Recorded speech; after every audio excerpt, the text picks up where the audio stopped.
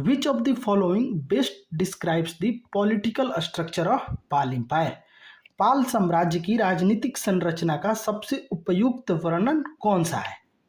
तो option A है centralise monarchy with absolute authority, highly fragmented regional governance, feudal monarchy with local vassals and land grants, confederation of tribal Republic.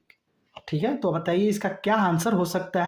तो इसका correct answer हो जाएगा feudal monarchy with local vassals and land grants. अगर आपको ध्यान हो कि गोपाल कैसे जो है राइज किए, तो भी आप इसका सही आंसर कर सकते थे।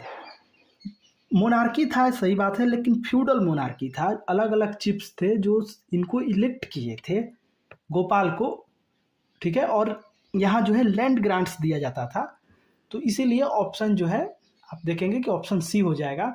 और इसमें क्या था कि हेरिडेटरी वेसल्स थे जिनको कि सामंताज बोलते थे, और अग्रहारा, अग्रहारा आपको अगर ध्यान हो कि जो ब्राह्मण्स को लैंड दिया जाता था, ठीक है, उसको अग्रहारा बोला जाता है। तो यहाँ भी अग्रहारा दिया जाता था ब्राह्मण्स को या फिर स्कॉलर्स को या बुद्धिस्ट इंस्टीट्यूशन को।